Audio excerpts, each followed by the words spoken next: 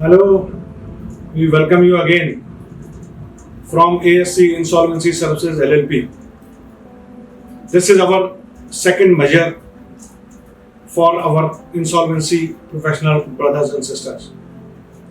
Our first video was on claim verification under CRP. So, as a consequence or a follow-up, we are preparing this second video for claim verification under liquidation and what are the major differences in the processes of CRP claims and liquidation claims verifications.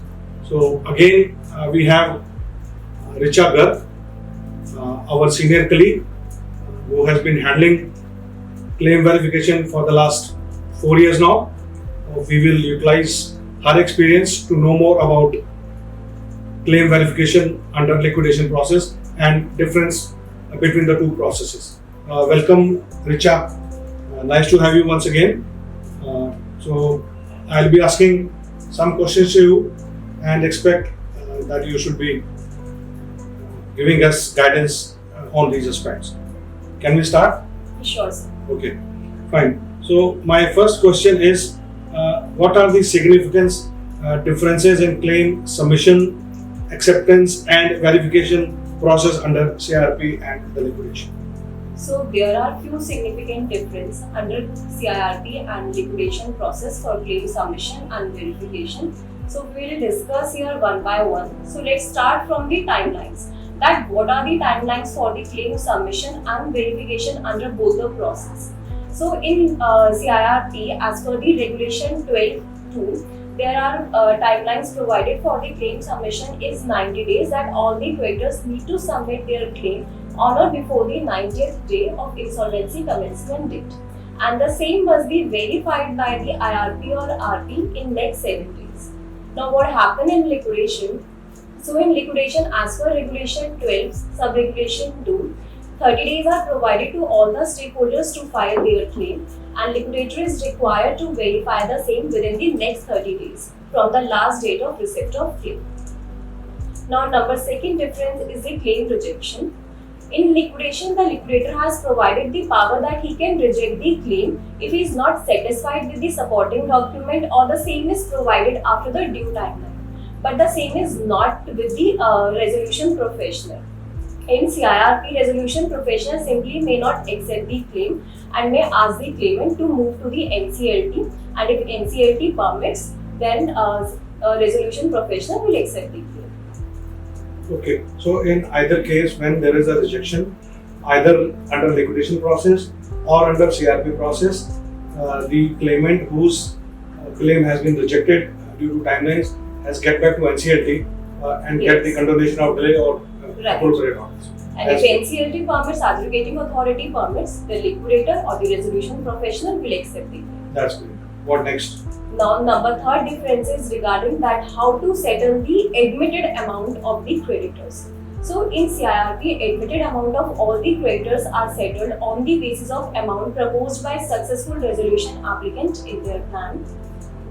But what happened in liquidation? In liquidation, the liquidation estate are sold and proceeds are distributed as per the waterfall mechanism as mentioned in section 53 of code. That's fine. Yeah. Anything more or should we move to the next question? Yeah, there is one more difference, that is regarding the voting percentage. So in CIRP, as we know that IRP needs to make a COC and the members of COC are all the financial creditors and the home buyers, and they are provided with all the voting rights like voting on every agenda item, voting on resolution plan, etc.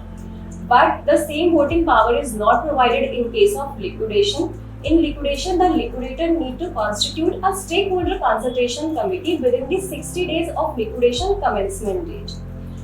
But they are not having any voting right as provided under the CIRP to the creditors. But I understand IBBI has floated the concept that they will be making SCC stronger in lines with the COC. Right. And that discussion paper was recently opened for public discussion and comments. And now the date is closed. So we are expecting more empowerment of SCC, yes, to correct. give more rights and powers to SCC. Yes. Similarly, on the lines of COC, Now SEC will be getting more teeth and more powers, and liquidator may not remain that powerful as it used to be. Right. That's fine. Okay, then next question. What are the options available to secured financial creditors to relinquish their security interest in liquidation estate or not? Please guide under both these situations. Okay. So, secured financial creditors are the creditors in favor of whom a security interest is created. So, in liquidation, all the financial creditors are required to submit the Form D, and in Form D, 2 additional details are asked as compared to CIRP. So, number 1 detail is asked in the row number 8, that is regarding the security interest. Whether you had any security, then what are that securities, valuation of that securities, and the time when it was created. Number 2 additional details that are asked in the row number 8A, whether financial creditor wants to relinquish his security interest or not. So here secured financial creditor are having the 2 options that he can choose whether to relinquish the security interest or not to relinquish the security interest. So what happened in case if the financial creditor choose to relinquish the security interest? So in that case, the secured financial creditor would be paid as per the waterfall mechanism as per the section 53 of the code. So upon relinquishment of security interest by secured financial creditor, the secured asset will become the part of liquidation estate and would be under the control of liquidator. So in this case, the secured financial creditor need not to make any efforts for the realization of secured assets, and liquidator will be paid to all the secured financial creditor as per the waterfall mechanism after the appropriation of liquidation cost, and he would be paid at par of the workmen dues which are pending prior to 24 months of liquidation commencement date. Now the second option which is available to the financial creditor is that they don't want to relinquish the security interest. So in that case, the secured financial creditor has to perform the 2 functions. Number 1, that he has to intimate the liquidator about his decision that he don't want to relinquish the security interest, and number 2 is that he has to identify the securities and has to inform to liquidator that these are the securities which are under his control. So the next duty is of the liquidator, that liquidator needs to verify the security interest which is claiming by the secured financial creditor. So liquidator can verify the same from the records available with the information utility or the charge creation data available at the Ministry of Corporate Affairs or CERSAI records. And after this, the secured financial creditor has to also inform about the realized prices, the prices at which he wants to realize the securities. And it is the duty of liquidator also that he has to inform to the secured financial creditor within the next 21 days if any buyer is available with the higher prices. There might be possibility that the liquidator is able to find out a buyer with the higher prices. So liquidator has to accordingly inform within the due timelines of 21 days to the secured financial creditors. Fine. I have to get back to these timelines. What suppose you reject a claim? Is there any decision or an NCLAT or NCLT order on this, giving powers or if you don't have any powers as insolvency professionals to accept the claim? So as we know that liquidator has to make a public announcement in newspaper in form of Schedule 2 in newspaper in which he is describing about the timelines and inviting the claims from the stakeholders to submit their claim or update their claim which are submitted during the CIRP. So in that public announcement, he has also mentioned regarding the timelines that are the 30 days from the liquidation commencement date, that all these stakeholders have to submit their claim within the next 30 days of liquidation commencement date. Now the question arises at what happens if liquidator have come across any claim which is submitted after the due timelines. So liquidator has no power to accept the claims which are received after the due timelines. He has to reject that claims. So as per the various NCLAT recent judgments and liquidation regulation, the liquidator cannot accept the claims after the due timelines.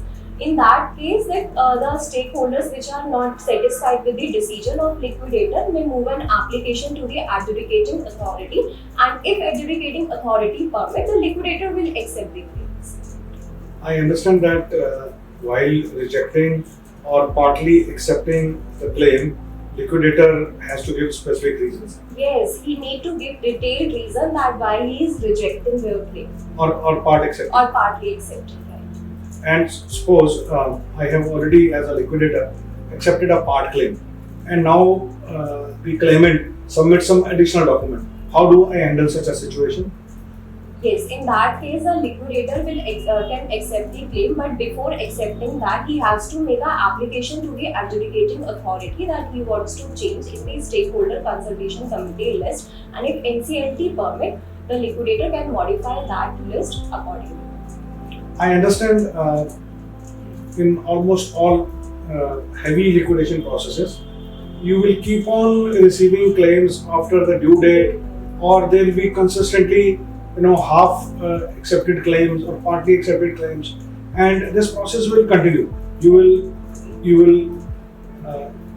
get additional documents, people will charge you, you will guide them. There is some panic situation also. People pounce upon you, why you are rejecting your claim, why you are not accepting, and because moving to the courts is always very difficult and expensive also, and frankly an ordinary citizen would not know how to move a court also. So that kind of a situation, do we really help those people in an informal way? How do we help them? Yes, we can help them that we can appoint a legal retainer or a legal representative on their behalf, and we can submit an application for their behalf. But costs and other things will be borne By the claimant itself. Yeah. Yeah. I think in a recent case which is ongoing, where a lot of workers who are not so aware of, Yeah. they had filed their number of claims could be 50 to 60 after a due date, but informally we had guided them. We had arranged one advocate. Of course, the costs are to be paid by them, Yes. so that those poor workers are not suffering because Because it's their hard-earned money and they are already suffering a lot. So we that try kind to of- help them. that kind of assistance or guidance is necessary from the human angle also. Liquidator can't be harsh. Yes, your hands are tied by law, but you can always be soft-worded and you can guide your claimants how to get their claims accepted through NCLT intervention. Now, next question, Richa. Claim filing by claimants, examination, admission and rejection. Of course, some rejections we have discussed, and reliance on the documents. What are your views? What are your guidance to our IP brothers and sisters on this? So claimant first of all need to decide that whether he is a financial creditor, operational creditor, employees, workmen or others. So broadly there are 5 types of claimants under liquidation. So number 1 is operational creditor, and regulation 17 dealt with it, and form C is required to be submitted by operational creditor. Number 2 is the financial creditor, and regulation 18 deals with it. Form D is required to be submitted by financial creditor. Number 3 is claim by employees and workmen, and regulation 19 deals with it, and form E is required to be submitted by employees and workmen. After that, regulation 19 also deals with the claim by authorized representative of employees and workmen, and form F is required to be submitted by them. So if any of the claimants which are not falling under above these 4 categories will be treated as other creditor, and regulation 20 dealt with it, and form G is required to be submitted by the other creditors. So all the creditors need to submit correct type of claim form along with the supporting document in order to prove their claim. So if there is any cost which is need to be there in order to prove their claim, same is to be borne by the claimant itself. So after this, the liquidator will verify the claim of all the creditors, and if he need any additional document, he may ask for the additional document or evidences from the claimant for substantiating the claim wholly or partly. And as we have already discussed that if liquidator is not satisfied with the supporting document, he might reject the claims, or he may ask for additional document. If the claimant have not provided the same, he can straightforward reject the same. You would be coming across situations where even under liquidation, form of CRP has been submitted, or wrong form under liquidation, operational creditor has submitted financial creditor's form. How do you handle such situation, and how much patience is required to handle these type of Obviously, a forms? lot of patience is required to deal with this situation because they are not aware. They are not aware regarding the type of the forms which are required to be submitted. So in that case, we guide them that this is the form which is required to be filed by you, and we guide them. Sometimes we also send the copy or the format, and we ourselves help them to fill out the claim form. Fine. Anything else you would like to guide? Anything left out? So, liquidator has to perform some of the function. For example, as per the liquidation regulation 31, the liquidator have to prepare a list of stakeholder category wise, and he has to submit that list with the adjudicating authority also, with the details of like name of the claimant, amount admitted, the extent to which the dues are secured or unsecured, the documents provided by the claimant in order to prove his claim. So this list need to be filed by the liquidator to the adjudicating authority within 45 days from the last date of receipt of claim. And this list would be also available for the inspection by the person who have submitted the claim, by the partners, directors, guarantors of corporate debtor, and will also be published on the website of corporate debtor. Okay, fine. That is good guidance. I think as far as stakeholders constitution or committee report, once we have submitted up to 75th day, then maybe 1 month down the line, 2 months down the line, or maybe twice or thrice, because claims will keep on coming. Right. And we have to update NCLT on stakeholders list. Right. So we will file another list after 30 days and Right. another list after 30 days till the entire claim process comes to standstill and there are no further claims. Yes. And we should actually not be depriving the claimants' right to file their claim. Whatever they may get, that is their luck, but at least claims should be accepted and they should be guided properly as a human right. That is my thought process. Right. It must be done by the liquidator. There are one more section which is very important, that it is required to constitute a stakeholder consultation committee as per the regulation 31A. So in this section, what happened, that liquidator has to appoint some of the representative from all the categories. For example, if I discussed about the secured financial creditors. So in secured financial creditors, if the admitted amount of claim is less than 50% of liquidation value, the liquidator has to nominate maximum 2 number of representatives from that particular category. And if the admitted amount of claim under liquidation is at least 50%, so liquidator can appoint maximum 4 number of representatives from that category. And accordingly, he has to nominate the representative from the unsecured financial creditors. From the government category, he can appoint only 1 number of representative. From employees and workmen also, he can appoint 1 representative. Similarly, in case of operational creditors also, maximum 2 number of representative can be appointed. And the last is the directors, stakeholders or the partners, 1 representative can be appointed.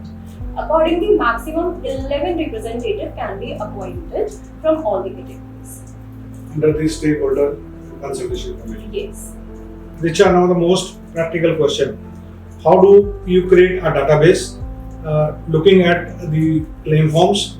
What are the various fields under Excel format for information, for reproducing the reports, and for a long time reference? What are the various database structures required for the liquidators? So this is the most important task for the liquidator, to maintain the database in a proper way so that he can perform his duty of verifying the claim properly and timely. So we should maintain a detailed Excel file in which we should capture all the details so that we do not need to open or refer again and again the hard files or the soft file, because it is not feasible that you open every time all the claim documents. So in Excel file, we should try to capture the maximum detail. So here I have tried to capture these details under various heads. So number 1 head is the general information. So in general information, we should capture the name of claimant, the date when the claim form received, email ID for communication, address of claimant, telephone number, mobile number, the mode of submission of claim. The second category is the type of claimant, that which type of claim form we have received from the claimant, whether it's a current form or not, whether it's a secured creditor or unsecured creditor, and list of other documents submitted by the claimant in order to prove his debt. So number third head is regarding the information of amount claimed, that what principal amount he has claimed, interest amount claimed, penal and other charges, whether security charge created or not, and if yes, that what are the security charge created, details of that securities, valuation provided by the claimant, and then the intimation of the prices by the claimant of that securities, that the price at which he wants to realize the securities. So number fourth head is regarding the information of admitted amount by the liquidator. So what principal amount we have admitted, interest amount, penal and other charges, amount which is appearing as per the books of accounts, amount which we have rejected, the amount which is under verification, what are our basis of calculation of interest, penal charges or any other remarks that we want to put on in our sheet. So number fifth head is the bank details, that account number of claimant, IFSC number, bank of claimant, amount remitted if any. So the last category is the remarks and communication.